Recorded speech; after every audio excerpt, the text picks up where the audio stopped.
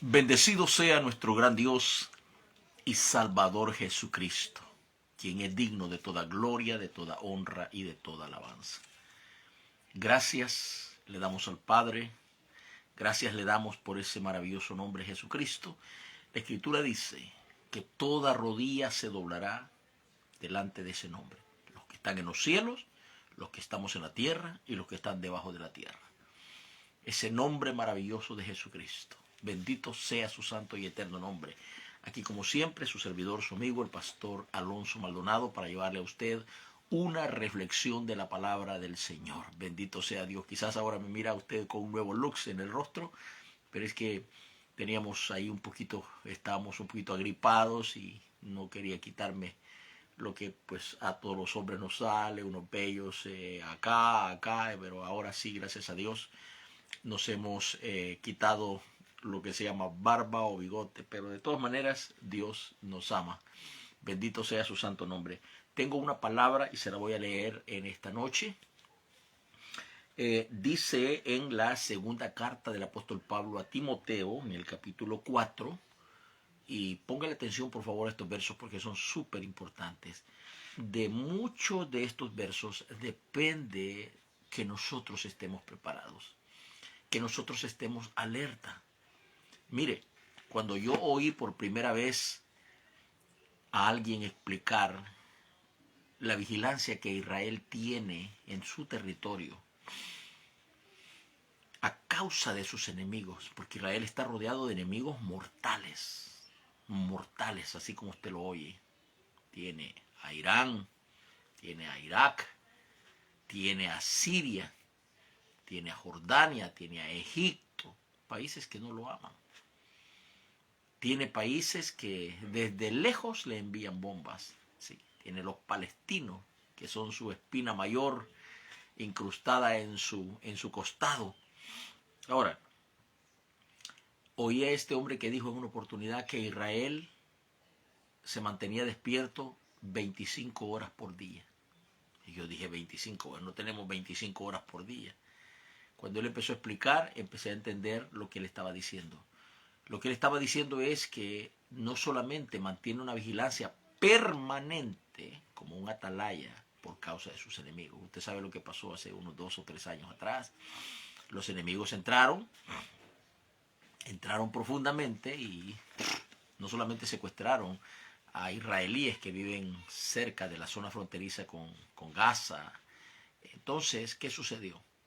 Bueno, para mí yo tengo mi propia versión, ¿verdad? Como dijo un político sucio en la República de El Salvador, en política se vale todo. ¿Sí? Y es increíble, al menos para mí, que Israel se hubiera dejado sorprender por los terroristas palestinos. Eso es, para mí, imposible. En otras palabras, difícil de aceptar. ¿Por qué? Porque la táctica enseña claramente que aquí se vale todo tipo de juego, ¿cierto? Entonces yo tengo mi propio pensamiento y yo considero que Israel lo que quería era justificar tal vez un ataque a gran escala que lo iba a ejecutar, pero necesitaba una pauta, necesitaba un momentito, darle como dicen, la carnada al enemigo para que cayera y pues lógicamente Israel sacrificó una porción de su gente, ¿cierto? Entonces, ¿qué sucedió? Bueno, después de todo eso, Israel emprendió un ataque aéreo terrestre contra los terroristas, porque hay que ser sincero, hay que ser bastante honesto. Ningún palestino ama a Israel.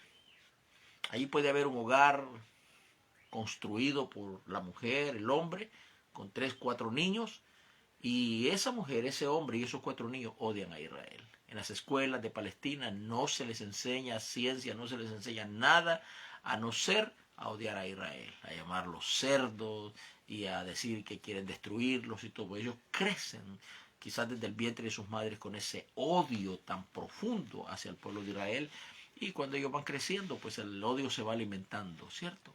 Entonces, naturalmente, nos quieren dar, como dicen, a tole con el dedo, los medios de comunicación, los que son enemigos de Israel, los gobiernos que son enemigos de Israel, los presidentes que son enemigos de Israel, nos hacen creer de que Israel masacra a los palestinos, que Israel golpea severamente a los palestinos, cuando eso es una mentira. Israel lo que hace es defenderse.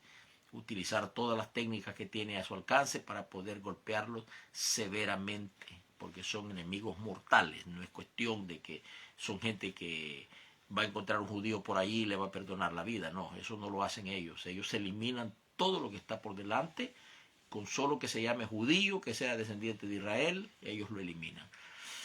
Pero aquí estamos nosotros para compartirle a usted las enseñanzas de la palabra del Señor. Y aquí dice, te encarezco, le dice el apóstol Pablo a Timoteo, delante de Dios y del Señor Jesucristo, que juzgará a los vivos y a los muertos en su manifestación y en su reino. Que prediques la palabra, que instes a tiempo y fuera de tiempo, redarguye, reprende, exhorta con toda paciencia y doctrina. Aquí está, el verso 3. Dice, porque vendrá tiempo cuando no sufrirán la sana doctrina, sino que teniendo comezón de oír, se amontonarán maestros conforme a sus concupiscencias. Aquí, concupiscencia, lo que les nace de adentro, lo que se imaginan, lo que su naturaleza carnal y caída y soberbia les dice que es así. Y luego dice el verso 4, y apartarán de la verdad el oído y se volverán a la fábula. Este versículo y estas porciones que he leído deberían de preocuparnos grandemente, grandemente, porque no solamente tuvo aplicación en el tiempo pasado, sino que también en este tiempo que es el más difícil. ¿Por qué? Siempre el pastor Maldonado dice que este es el tiempo más difícil. Bueno, no estoy hablando de cumplimiento de profecías, ni estoy profetizando. Simplemente estoy mirando lo que se está desarrollando, tanto en el mundo secular como dentro del círculo cristiano evangélico. Y si ponemos en prioridad, ¿qué es más importante? Bueno, el mundo es nuestra responsabilidad, irle, predicarle, salvarle, los que quieran y sientan en su corazón venir al Evangelio van a ser bienvenidos. Dios les va a perdonar sus pecados, Dios los va a guiar hasta el último momento de sus vidas, pero Dios tiene una preocupación grande y profunda por la vida de su iglesia, por ese círculo llamado cristiano evangélico. ¿Sí?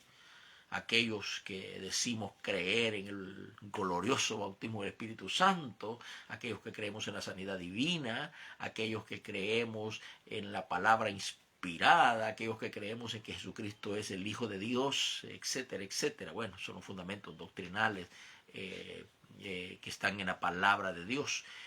Pero esta iglesia, de alguna forma, ha permitido que el enemigo se infiltre dentro de sus filas.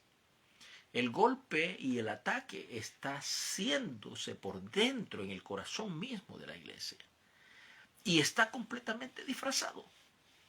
Es muy, pero muy difícil, a no ser tener la percepción del Espíritu de Dios y sobre todo vivir basados en las verdades de Dios para que podamos entender lo que se está gestando, ¿sí?, en derredor nuestro.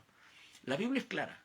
Aquí dice la Biblia que vendrá tiempo que la doctrina de Dios, se lo voy a enseñar en varios conceptos, que la doctrina de Dios será despreciada, que la doctrina de Dios será puesta de lado, que la doctrina de Dios tendrá poco valor, que la doctrina de Dios hay que adornarla para que parezca más llamativa, más atractiva a los ojos de todo el mundo. ¿Sí? Nos sentimos muchas veces con autoridad de cambiar los versículos, darles otro significado que no es el que Dios quiere que le demos. ¿Sí?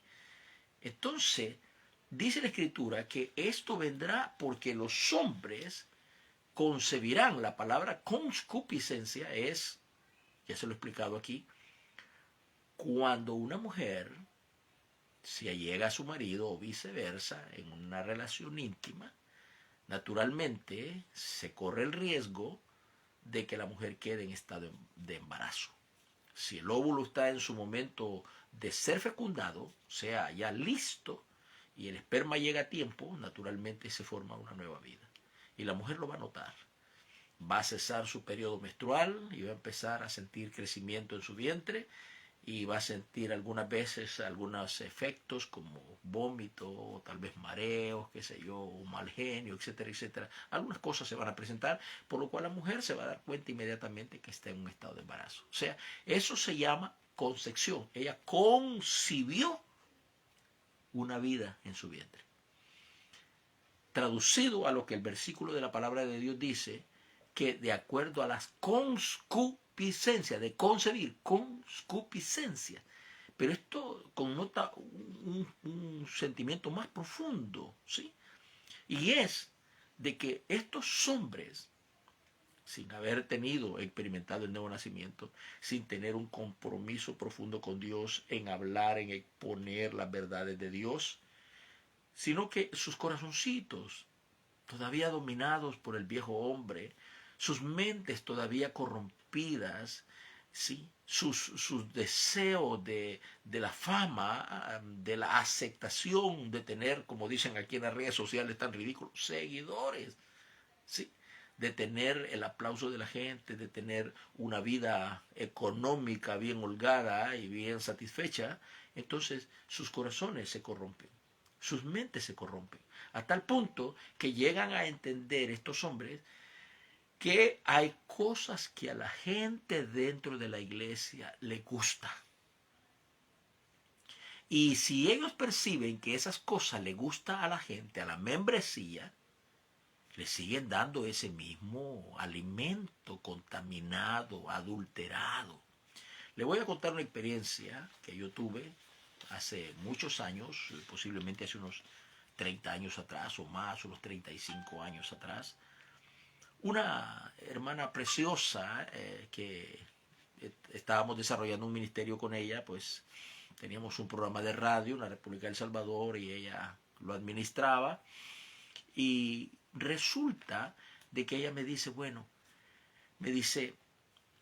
he hablado con mi pastor y necesito que pues usted vaya y nos predique la palabra de Dios. Yo, claro, he sido un amante y muy obediente, sin ponerle precio ni restricciones a una predicación, no importa donde sea, ¿verdad? Si me decían vaya para allá o allá, yo iba feliz a compartir la palabra de Dios. Entonces, bueno, llego y me doy cuenta, pues, ¿verdad? Cuando la hermana me dio la dirección, me doy cuenta que era en la República del Salvador hay una colonia o un área que se llama el área del Escalón, donde viven los más humildes, ¿verdad? Los adinerados, los pícaros y los perversos. Entonces, resulta que ahí estaba esa iglesia. Y llegué, a mí me llamó bastante la atención porque soy un predicador de lugares donde la gente pues viste humildemente, de algo normal, ¿sí? Y allí pues toda la gente lucía no solamente buenos carros, sino buena personalidad, saco, corbata, todo. Allí no se miraba ningún hermano ni ninguna hermana que fuera de condición humilde. Y ya me presentaron el pastor, me saludó, el hijo del pastor me saludó. Bueno, yo le confieso con todo el corazón, les lo confieso de lo profundo de mi ser y Dios sabe que lo que le voy a decir es correcto. Había hecho durante esas horas previas un bosquejo, como por lo general lo hacen los predicadores. Y en el bosquejo yo había puesto, la idea era predicarles un mensaje de amor, ¿verdad? Lo que Dios hacía por nosotros, lo que Dios era capaz de hacer por nosotros, todo eso. Entonces, yo prácticamente iba contento, muy feliz de lo que iba a suceder y de lo que iba a predicar. Entonces, recuerdo perfectamente que cuando llegué que ya me dieron mi tiempo en el púlpito, sucedió algo imprevisto. Y fue que yo a mi lado derecho sentí como que alguien sopló fuertemente sobre mi persona. Y yo tenía la Biblia abierta y naturalmente el bosquejo allí. Y resulta de que ese viento me voló el bosquejo. Lo llevó contra la pared donde terminaba la tarima y allí prácticamente se fue hacia abajo entre la pared y la tarima. Entonces yo quedé nervioso, ¿verdad? Yo en ese momento me quedé confundido porque lo que tenía allí era lo que yo les iba a predicar a los hermanos. Pero resulta que no pasó así, no fue así. Yo empecé a temblar, se lo confieso, empecé a temblar. Entonces lo único que se me vino a la mente fue decirle al Señor allí en mi corazón rapidito, Señor, por favor, ayúdame, inspírame, dime, Señor, ya que el bosquejo no lo puedo sacar de allí, inspírame, dime, ¿dónde les predico a esta gente? Oí la voz de Dios en mi corazón Señor hablando a mi corazón y me dice, pon tu dedo en la Biblia, abre tu Biblia, ¿verdad? Pon tu dedo y allí donde tu dedo repose, allí le vas a predicar. Entonces, yo recuerdo que me quedé helado en ese momento, pero entonces vine yo y dije, bueno, voy a hacer lo que el Señor me dice. Y puse mi dedo, abrí la Biblia, puse mi dedo. ¿Dónde puse mi dedo? En el capítulo 8 del libro de Ezequiel. ¿Qué habla allí? El título dice, visión de las abominaciones de Jerusalén. ¿Qué visiones? Mire, es algo tan fantástico. Solo nosotros los que creemos en Dios podemos creer y aceptar esta palabra. Dios trajo al profeta Ezequiel desde el exilio y lo puso ahí frente al templo. Y entonces, ¿qué sucedió? Ahí Dios le habla y le dice, mira, las abominaciones que hace mi pueblo. ¿Qué hacían? Lo primero que tenían era frente a esa puerta principal la imagen del celo. Sí. Yo en ese momento estoy batallando en mi mente y en mi corazón porque tratando de entender qué significaba la imagen del celo. Y no hallaba por dónde iniciar, por dónde meterme para explicarle a la gente la imagen del celo.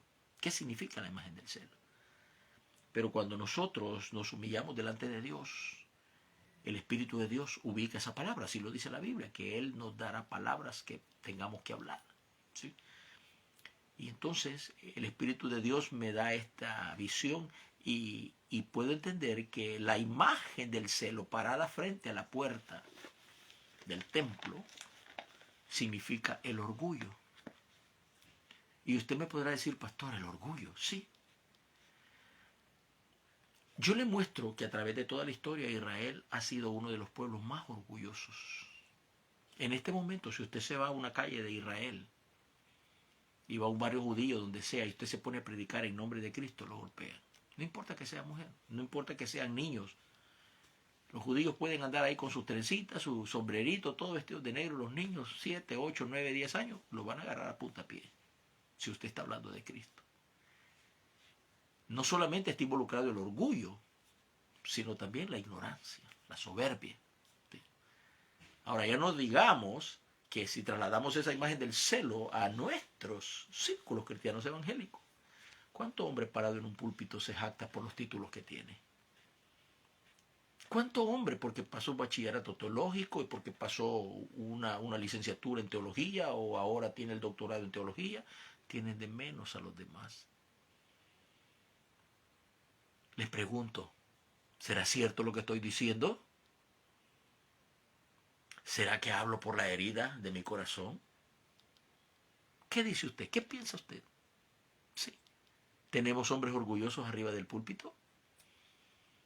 Claro que sí. Eso es correcto. Alguien que ha pasado por ese camino, como yo,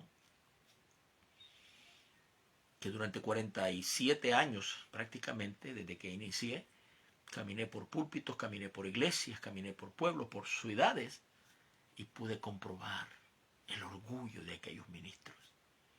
Algunos pocos hombres, como decimos contados con las manitos, los dedos de la mano, eran hombres humildes. Eran hombres que estaban ahí con todo el corazón sirviéndole a Dios, a pesar de que vivieran en lo peor de una miseria. Pero estaban con todo su corazón sirviéndole a Dios. Pero hay hombres que se enriquecieron. Hay hombres que dejaron de lado las enseñanzas gloriosas de Dios y cambiaron. ¿Sí? Como por ejemplo, cuando Pablo le dice a uno de sus discípulos, en todo deseo que seas prosperado, así como prospera tu alma. Entonces ocupamos esa porción del versículo para decir, bueno, el Señor dice que prosperemos. ¿Sí? Y vamos allá y decimos, oh, Dios le dio riquezas a Salomón. Pero lo que usted no está viendo es que si Dios no le ha dado riquezas a usted como se las dio a Salomón, dele gracias a Dios.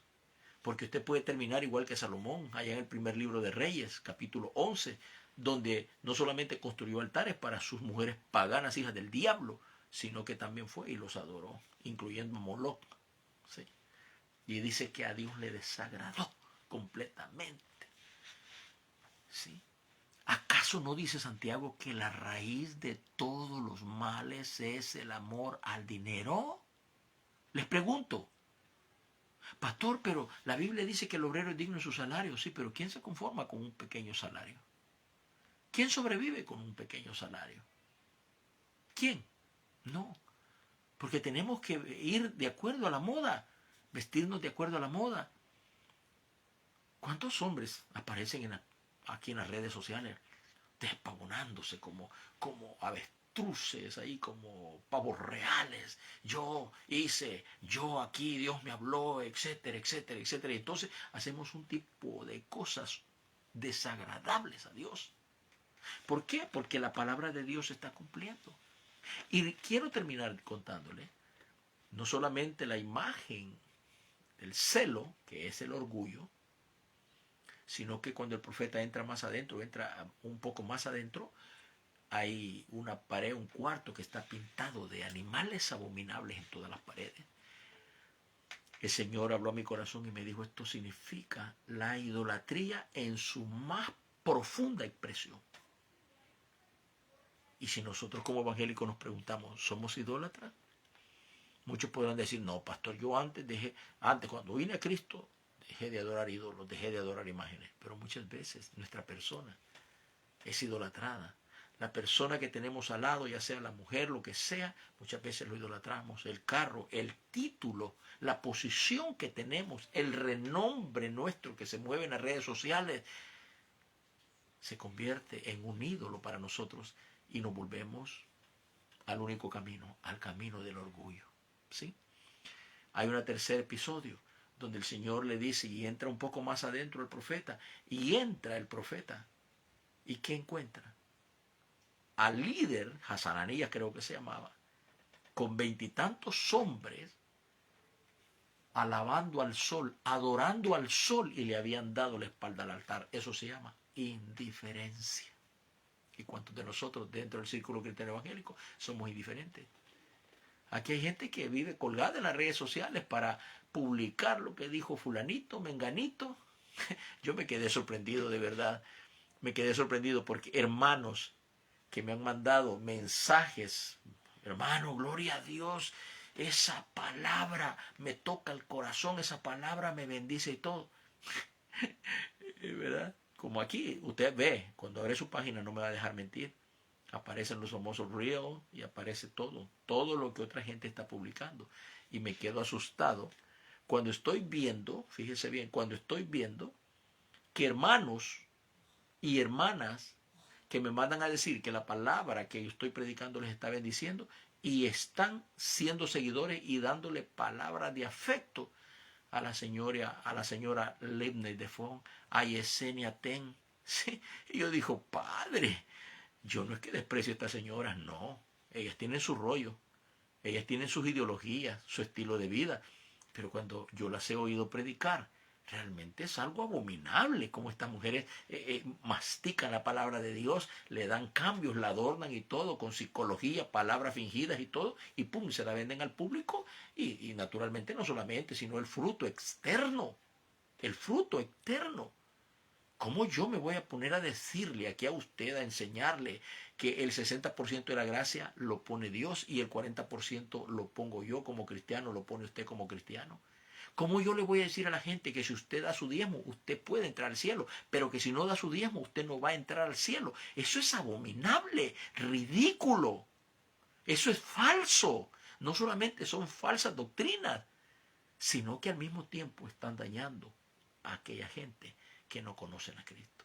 Están dañando a hermanos que quieren servirle a Dios y entonces entran en un estado de confusión al punto que se terminan desilusionando del Evangelio. No solamente abominamos el sacrificio de Cristo, sino que pateamos y escupimos el Evangelio glorioso de Jesucristo. Ese sacrificio que Cristo hizo en la cruz del Calvario lo tenemos de menos. Solamente por presentar nuestro léxico, nuestro carisma, nuestra personalidad, la forma rápida que hablamos y precisa para poder decirle unas cuantas filosofías humanas a la gente. Y ahí está la gente rendida a los pies. Oh, sierva del Altísimo, pastora, pastor. Y todavía tienen todavía la valentía de decirle, por favor, ore por mi familia. Mire que hay una hermana desde la República del Ecuador. Esta mujer llorando un día me decía en sus textos, por favor, ore por mi hijo, pastor, ore por mi hijo. Pero cuando la veo la señora, no, la señora prácticamente es una modelo, luciendo ahí todo. Entonces no es una madre afligida que está orando por su hijo que está en el camino de las drogas. Entonces, yo ¿cómo me voy a gastar mi tiempo? Hay otras personas que necesitan, están enfermas y sí necesitan un verdadero milagro obrado por el Dios de la Biblia. Pero hay gente que tiene su cabeza bien vacía, sus almas bien vacías, lejos de la realidad de Dios.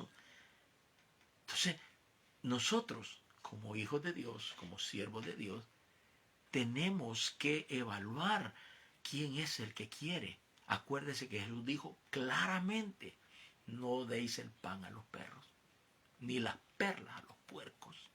Quiso decir, si no te reciben aquí, muévete. Si no quieren el evangelio aquí, muévete. No es que uno odie a esas personas o las desprecie, pero usted no puede estar gastando saliva, talento que Dios le ha dado, conocimiento que Dios le ha dado. Mientras allá hay almas que gimen en la oscuridad del pecado, usted no puede estar consolando gente. Fíjese lo que me sucedió en otra oportunidad. Un muchacho me oía a través de un programa de radio, entonces yo llegué a esa colonia y no, pues el muchacho, ¿verdad? Él no, que quería aceptar a Cristo, pero que él quería aceptarlo, que el pastor Maldonado pusiera sus manos sobre su cabeza y todo. Me llevaron hasta su casa, porque me dijeron, este muchacho no conoce a Cristo, hermano, y pues dice que solamente con usted él va a aceptar a Cristo. Bueno, voy a su casa y me sale el muchacho, no, es que todavía no estoy preparado y todo. Que te vaya bien, mijo. Di la vuelta y me fui.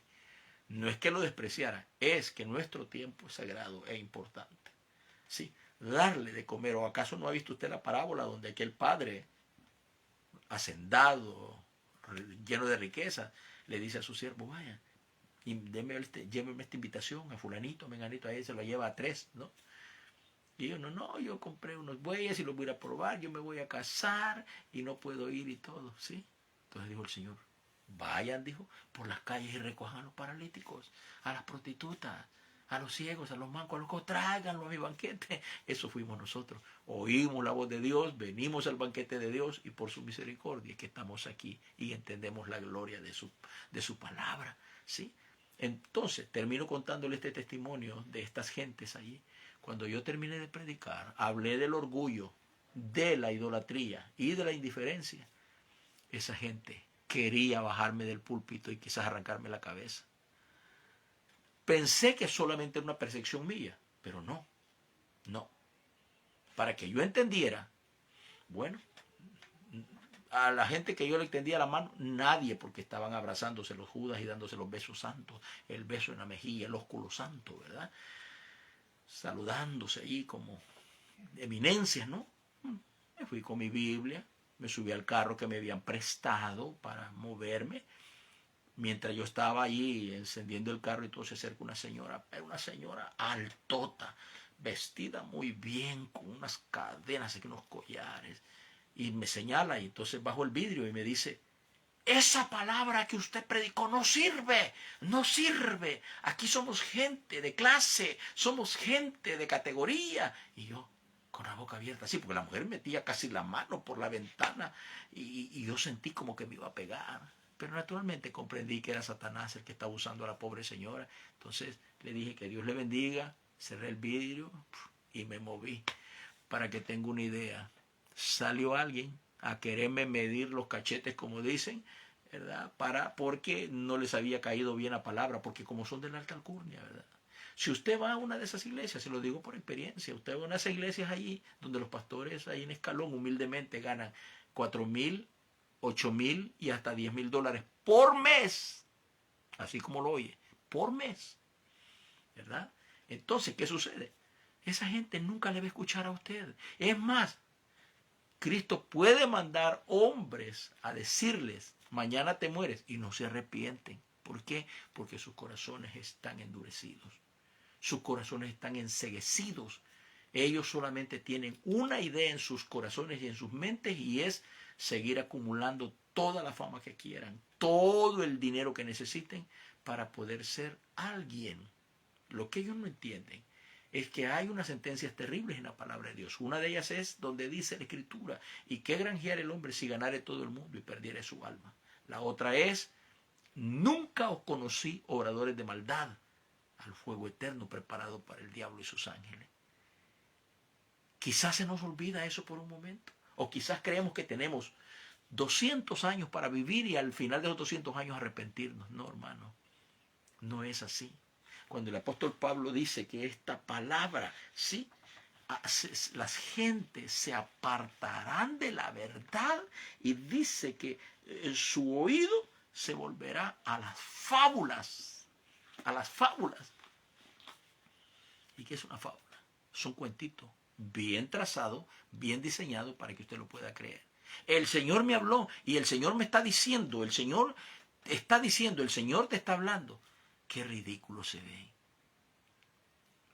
Me llamó la atención este señor de apellido Villatoro, creo que Villatoro se llama, es su nombre argentino.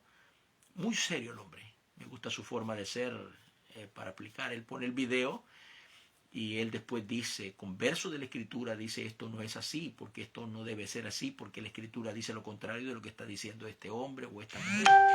Y este hombre es muy serio en la explicación de la palabra de Dios. Por eso es que yo siempre he dicho que hay hombres que no se tragan la píldora, no toman el dedito con el atole, como dice el dicho mexicano, no, sino que son hombres serios, que están parados allí firmemente en la gloriosa palabra de Dios, y por ello es que pueden hablar verdad, que pueden refutar y decir: esto no es así.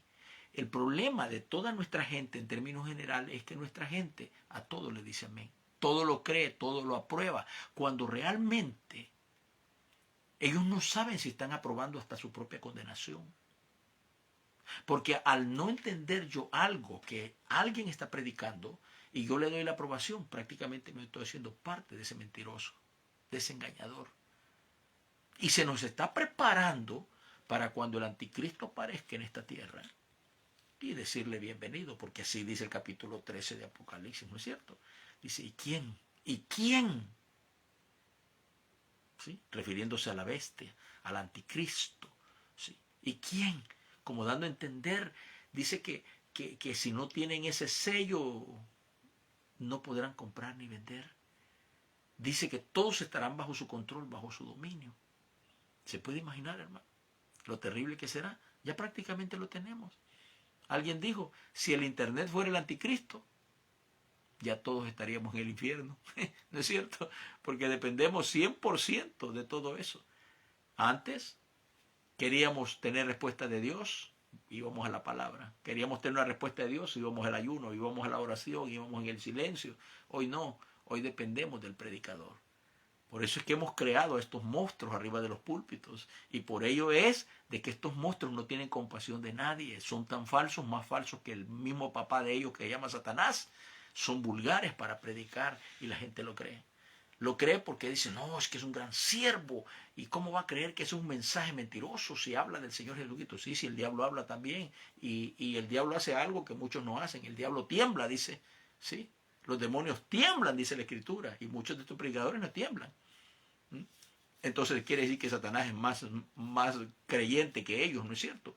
Por lo tanto, debemos de estar preparados cada día, cada momento, cada instante. ¿Y cómo nos vamos a sostener en este maremoto espiritual? Sino a través de la palabra de Dios. Sino poniendo esta palabra en el lugar correcto. El salmista lo dijo en el Salmo 119. Si no hubiera sido por tu palabra, yo ya hubiera perecido. Además dijo: lámpara es a mis pies tu palabra y lumbrera en mi camino. ¿Con qué limpiará el joven su camino? Con guardar tu palabra. ¿Quiere ver el poder de la palabra? Lea todo el Salmo 119 hasta el último versículo y se va a dar cuenta de la glorificación de la palabra. Cuando esta palabra mora en abundancia en nosotros, somos capaces de discernir todo aquello que se dice, se ve y se mueve en derredor nuestro, para que no seamos engañados. Que Dios le bendiga, que Dios le guarde. Gracias, me alegro de ver a mi hermano Omar Caballero, mi estimado y apreciado Jeremy, que ya teníamos días de no verlo, pero ahí está con nosotros. siempre fielmente. Que Dios me lo bendiga, hermano Jeremías, a usted y a su familia. Créalo, estamos orando por su familia. Que Dios me lo bendiga. Gracias a Jonathan también y a Dani. Bueno, creo que solamente a ustedes tres he tenido aquí. Que Dios me los bendiga, me los guarde, y que, como dijo Moisés sobre Israel, Jehová te bendiga, Jehová te guarde, y él haga resplandecer su rostro sobre ti y ponga en ti su paz. Amén.